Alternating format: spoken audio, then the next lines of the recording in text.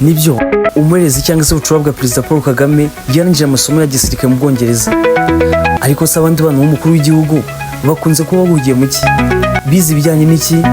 Kuri ubu ngubu buri umwe ari gukora akahe kazi, batangiye kubona akazi ryari?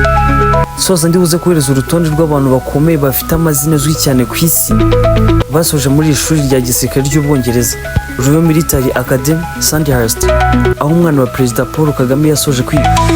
Ni ishuri ritoza abasirikare b'ibwami b'Ubwongereza ryananyuzeho Muammar Gaddafi, Abu Midyar Gaddafi wabaye perezida wa Libya, akana umwe mu bazwi cyane bahirimbaniwe kwigira k'umugabane wa Afurika. Ikaze ndi Bizimana Dani, iyi ni Bidani Dream, twibandaho amakuru y'ibyamamare haba mu myidagaduro cyangwa se politiki. Kanda subscribe.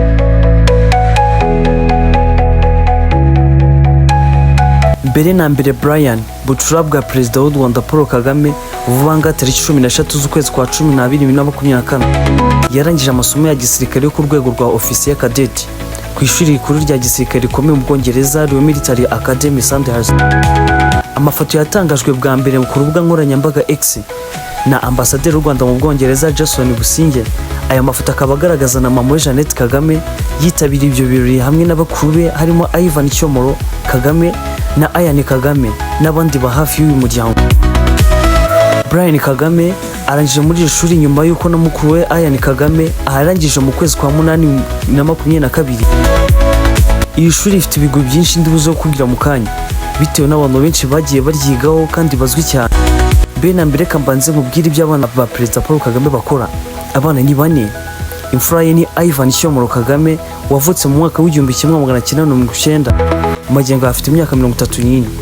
Ubuheta cyangwa se umwana wa kabiri ni Ange Kagame Ingabire n'umwaka 31, yavutse mu kwezi kwa 9 mu mwaka w'1993, yakurikiwe na Ayane Kagame nawe akurikirwa na Brian Kagame umuherezi cyangwa se bucura.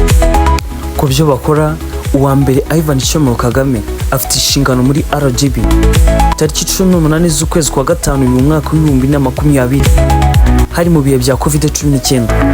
Usibye kuba inama y'abaminisitiri mu Rwanda yaremeje kugumishaho mu ngamba zafashwe kugira ngo birinde coronavirus, kimwe mu bindi byemezo byayo byakuruye imboni ya benshi no gushyira mu mwanya w'ubuyobozi Ivan Cyomoro Kagame. Ku nshuro ya mbere n'abaminisitiri iyobowe na perezida Paul Kagame yashyize umwe mu bana be mu myanya y'ubuyobozi. Ivan Kagame yashyizweho mu bagize inama y'ubutegetsi mu kigo cy'igihugu cy'ubutegetsi gishinzwe iterambere. Iki kigo nicyo gishinzwe iby'ubukerarugendo, kwandika ibigo by'ubucuruzi ndetse n'ibindi. Ivan Kagame wari ufite imyaka 30 ariko bakaba afite imyaka 34. Guhera icyo gihe mbere yaho ntiyari yarakunze kugaragara mu ruhando rwa politiki, mu itangazamakuru cyangwa se ku mbuga nkoranyambaga. Izi nshingano byumvikana neza ko yarazikwiye kubera ko mu mwaka w'2018 yarangije icyiciro cya gatatu cya kaminuza mu by'ubucuruzi muri University of Southern California. Uwa kabiri ni Ange Ingabire Kagame, afite inshingano muri Perezidansi ya Repubulika y'u Rwanda.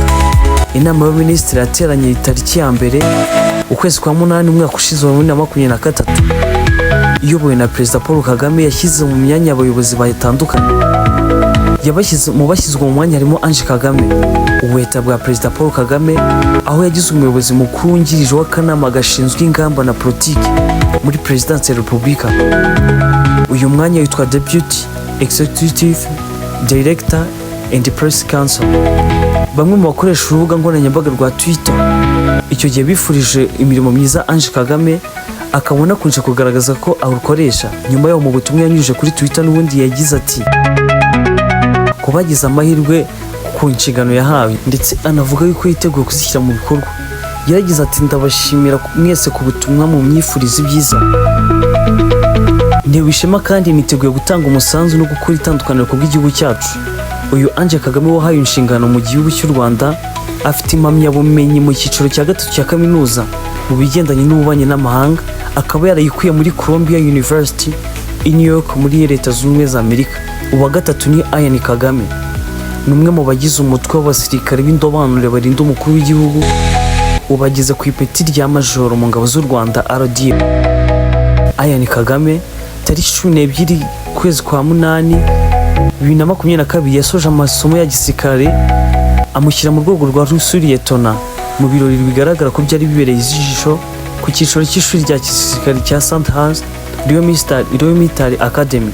Urubuga rwa Twitter rwa Minisiteri y'Ingabo rwatangaje amakuru avuga ko Kagame yasoje amasomo ya gisirikare ya ofisiye muto hamwe n'abandi banyarwanda babiri bato arimo Paka Udahemuka ndetse na David Nsengiyumva.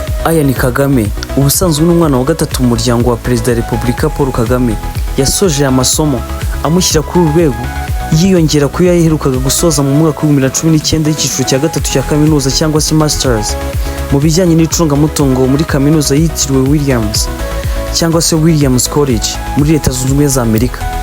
Nyuma ku itariki enye mu kwezi kwa 11 mu mwaka wa 2022 uyu muhungu wa Perezida Kagame Kagame ari mu basore n'inkumi barahiye kwinjira mu ngabo z'u Rwanda RDF mu muhango wo gusoza amasomo bya gisirikare n'umuhango wabereye ku ishuri rya gisirikare rya Gakomo mu karere ka Bugesera. Icyo gihe abasoje amasomo kari 538 bahoye ipeti rya Liyetona bambikwa na Perezida wa Repubulika Paul Kagame. Aha harimo abize mu Rwanda n'abize mu mahanga. Birumvikana ko icyo gihe abantu bari barize mu mahanga byabaye ngombwa ko barahirana n'abandi gukorera igisirikare cy'u Rwanda. Imibare igaragaza ko abasirikare 20 aribo basoje amasomo n'imyitozo mu mahanga. Icyo gihe iri shuri yashorejemo amasomo ya gisirikare rifite ibigwi byinshi cyangwa se ibigwi bikomeye mu gutoza abasirikare bakuru bo mu gihugu cy'Ubwongereza by'umwihariko ingabo z'ubwami aho bongererwa ubumenyi mu kuyobora ingabo. Iri shuri naryo bucura bw'umuryango wa Perezida wa Repubulika Paul Kagame yasorejemo kuri ya 13 mu kwezi kwa 12 mu mwaka wa 2024. Kagame bucura bwa Perezida Kagame tariki 16 kwezi kwa 12 mu mwaka wa 2024 nibwo yarangije amasomo ya gisirikare ku rwego rwa ofisiye cadet. Ategerejwe kumenya ibyo Kagame ashobora kuzakomerezamo nyuma y'aya masomo. Gusa biteganyije yuko azabanza kurahira gukorera igisirikare cy'u Rwanda uko byagenze kuri mukuru we Kagame. Iri shuri rya Royal Military Academy Sandhurst ryahozwe rizwi cyane nka Royal Military College rikaba ryarashinzwe mu mwaka w'1801 ryaje kuvamo irya Royal Military Academy Sandhurst mu mwaka w'1947. Nibyo nakubwiye, iri shuri ryizemo amazina azwi cyane. Urutonde dukesha ranka rugaragaza abantu bazwi cyane banyuze muri iri shuri rya Royal Military Academy Sandhurst, rubimburirwa na Sir Winston Leonard de Spencer Churchill wabaye minisitiri w'intebe w'Ubwongereza kuva mu mwaka w'1940 kugeza mu mwaka w'1945. Urubuga ruvuga ko urutonde rugizwe n'abantu bazwi cyane banyuze muri iri shuri, yaba barangije cyangwa barisorejemo n'abatarisorejemo amasomo.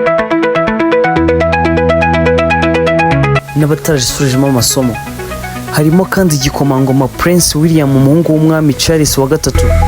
Mu kwezi kwa 4 umwaka wa 2008 William yasoje imyitozo yo gutwara indege mu ishami ry'iri shuri Royal Air Force College Cornwall.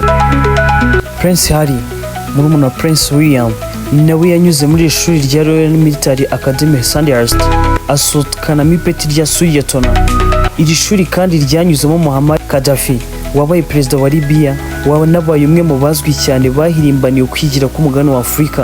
Urutonde kandi ruriho witwa Selex Kama Kama wabaye perezida wa Botswana. Hariho kandi Lieutenant General Frederick William Fred Kwasa Ofoso wabaye umugabo mukuru w'ingabo za Ghana. Urutonde kandi runagaragaraho abanyabigwi benshi biganjemo abo mu miryango y'ibwami bw'ibihugu bitandukanye. Ni Bizimana Dani wase Bidani Drill. Kanda subscribe niba utarigeze ubikora.